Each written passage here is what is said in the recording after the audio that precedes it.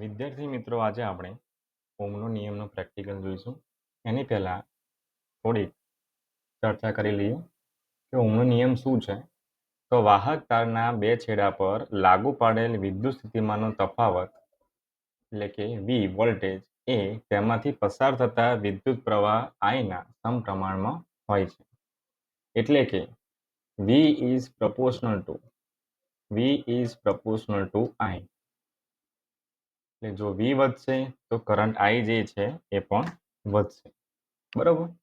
હવે ચલણને જ્યારે દૂર કરીએ આપણે તો કોઈ એક કોન્સ્ટન્ટ આવશે અને એ કોન્સ્ટન્ટ આપણે V is equal two IR એટલે કે R જે છે એ કોન્સ્ટન્ટ આવશે. વોલ્ટેજ વધારશો, કરંટ વધશે, પણ R જે છે એ અચળ રહેશે. R જે છે શું છે? તો અવરોધ છે. તો આપણે આ પ્રેક્ટિકલની અંદર અવરોધ R જે છે એની વેલ્યુ આપણે શોધવાની છે. તો અવરોધ R ને જો કરતા બનાવીએ તો voltage divide by current I. અવરોધનો એકમ જે છે એ આવશે ઓમ. બરાબર. હવે આપેલ સર્કિટની અંદર આપણે જોઈ શકીએ છીએ કે સર્કિટના બેટરીનો પોઝિટિવ છેડો જે છે મિલીમીટરની અંદર આવશે. આની રેન્જ જે છે આપેલ પ્રેક્ટિકલની અંદર આપણે 0 થી 500 મિલી એમ્પિયરની રેન્જ લઈએ છીએ. બરાબર. વોલ્ટ મીટરની જે રેન્જ જે છે એ આપણે 0 થી 10 વોલ્ટની રેન્જ લઈએ. અને અજ્ઞાત અવરોધ જે છે R જે આપણે શોધવાનું છે. બરાબર. સર્કિટની અંદર પસાર થતો કરંટ જે છે એ એમીટર માપશે અને વોલ્ટેજ જે છે એ અવરોધના આરના બે છેડા વચ્ચે લાગુ પાડેલો છે, જે આપણે રિયોસ્ટેટની મદદથી આપણે ચેન્જ કરીશું. એટલે કે બેટરીમાંથી આપણે ફિક્સ એક 10 વોલ્ટેજ આપણે મૂકી દઈએ તો રિયોસ્ટેટની મદદથી આપણે 0 થી 1, 2, 3, 4 એવી રીતના આપણે વોલ્ટેજ બદલીશું, જે આપણને આરના આ બે છેડે તમને જોવા મળશે. બરાબર. તો હવે આપણે આ પ્રેક્ટિકલ જે છે એના શરૂઆતના જે અવલોકન જે છે એ આપણે જોઈએ.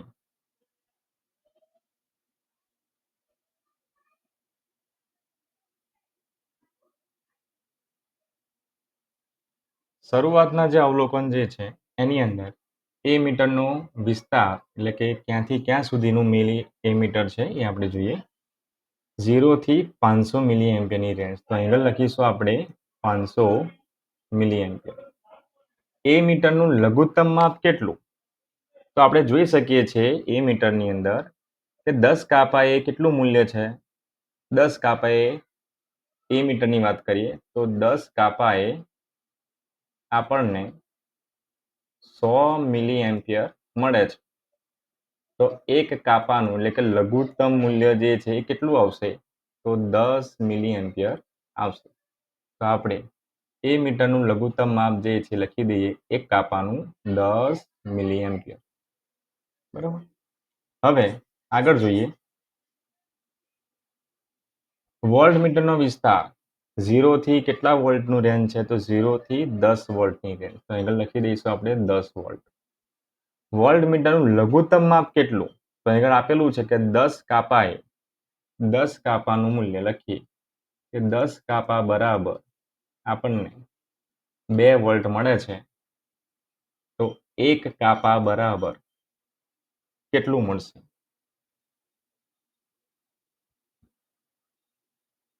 એક કાપાનું મૂલ્ય આપણને 0.2 વોલ્ટ મળશે.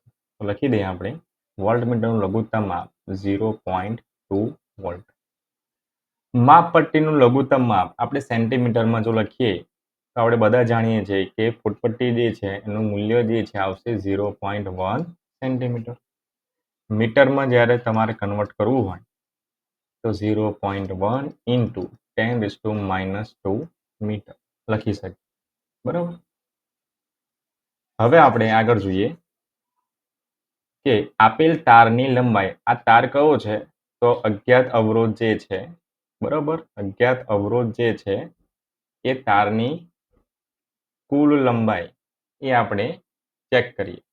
જે આગળ નીચે આપેલું છે જે RX જે છે, તમારે દોરી વડે આ ઝિગઝેગ લાઈન જે છે ત્યાં આગળ દોરી મૂકતા જાઓ અને છેલ્લે ફૂટપટ્ટી પર તમારું માપ મૂકશો તો અત્યારે આ અજ્ઞાત અવરોધનું જે લંબાઈ જે છે એ આપણને 85 સેન્ટીમીટર મળે છે. તો 85 સેન્ટીમીટર જે છે એને મીટરમાં કન્વર્ટ કરવા હોય તમારે તો 100 વડે ભાગી નાખીએ તો 0.85 મીટર મળશે. હવે આપણે પ્રેક્ટિકલની શરૂઆત કરીએ. વિદ્યાર્થી મિત્રો, આજે આપણે ઓમના નિયમ પરથી અજ્ઞાત અવરોધ શોધવાનો છે અને અજ્ઞાત અવરોધ શોધ્યા બાદ એકમ લંબાઈ દીઠ તારનો અવરોધ શોધીશું. સૌપ્રથમ સર્કિટ કનેક્શન જોઈ લઈએ. બેટરીનો પોઝિટિવ વાયર જે છે એ મીટરના પોઝિટિવ ટર્મિનલ સાથે આવશે, તેનું ધ્યાન રાખવાનું છે. બરાબર, પોઝિટિવ આવશે. ઘણી વખત રેડ નોબ જે છે આગળ પણ આવેલો હોય છે અને અહીં પણ આવેલો હોય છે. તો આપણે બેટરીનો પોઝિટિવ જે છે એ પ્લસમાં જ આવે એનું ખાસ ધ્યાન રાખીશું. એ મીટરનો નેગેટિવ વાયર જે છે એ અજ્ઞાત અવરોધના એક ટર્મિનલ પર આવશે. અજ્ઞાત અવરોધનો બીજો ટર્મિનલ જે છે એ રિયોસ્ટેટ મારફતે બેટરીની અંદર નેગેટિવમાં જશે.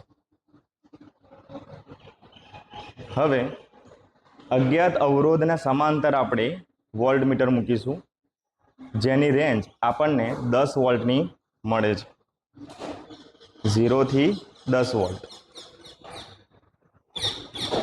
વોલ્ટમીટરનો પોઝિટિવ વાયર પોઝિટિવ સાથે આપણે એ ધ્યાન રાખવાનું છે કે પોઝિટિવ વાયર જે છે વોલ્ટમીટરનો એ બેટરીના પોઝિટિવ કનેક્શન સુધી જવો જોઈએ.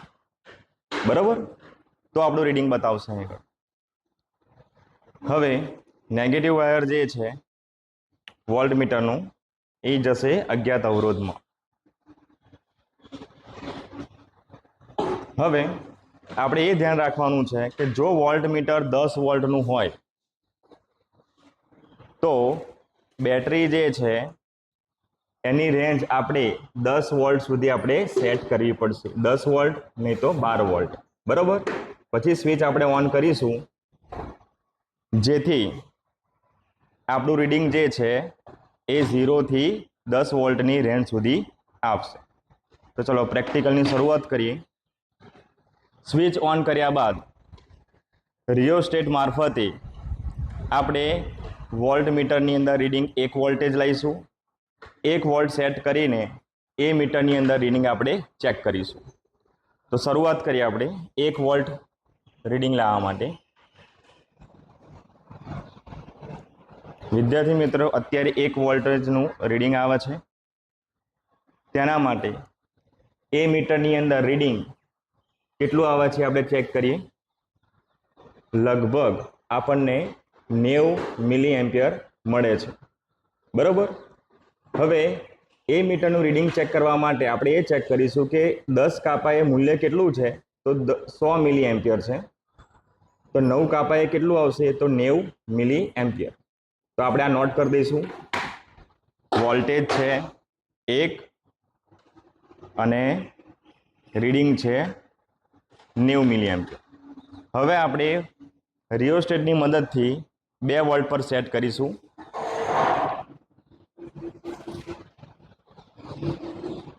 ચલો 2 વોલ્ટ સેટ થઈ ગયા છે. હવે આપણે રીડિંગ ચેક કરીએ એ મીટરનું.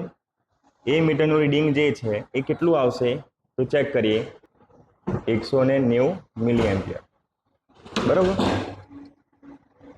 હવે આવી જ રીતે 3 વોલ્ટ પર રીડિંગ સેટ કરીએ આપણે અને ફરીથી આપણે રીડિંગનું પુનરાવર્તન કરીશું. આ 3 વોલ્ટ પર સેટ થઈ ગયું છે. હવે રીડિંગનું પુનરાવર્તન કરીએ અને આ રીડિંગની અંદર આપણું જે રીડિંગ જે છે કેટલું આવે છે આપણે જોઈ લઈએ. 280 મિલી એમ્પિયર રીડિંગ આવે છે.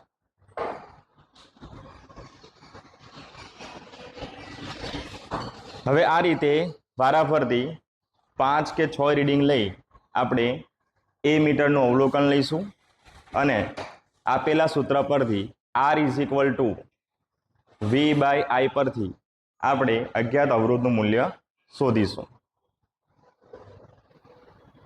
પ્રેક્ટિકલના રીડિંગ લઈ લીધા બાદ આપણે કોષ્ટક જે છે એ બનાવીએ. તો વોલ્ટેજ જે છે 1 volt 2 volt 3 volt 4 volt 5 volt એની સામે વિદ્યુત પ્રવાહ જે છે મિલી એમ્પિયરની અંદર એટલે કે એ મીટરની અંદર કેટલું આવ્યું છે એ આપણે લખ્યું. હવે અવરોધનું સૂત્ર જે છે એ શું છે? તો R is equal to V by I. તો વોલ્ટેજ અને એમ્પિયર જે છે એનો આપણે ગુણોત્તર લઈએ એટલે કે ભાગાકાર કરીએ.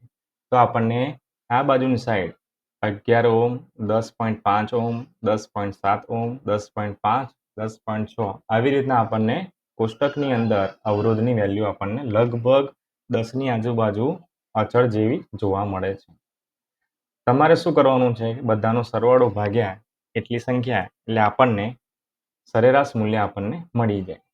તો સરેરાશ મૂલ્ય જે છે અવરોધનું એ 10.66 મળે છે.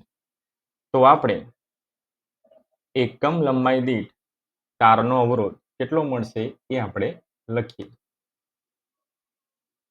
તો એકમ લંબાઈ દીઠ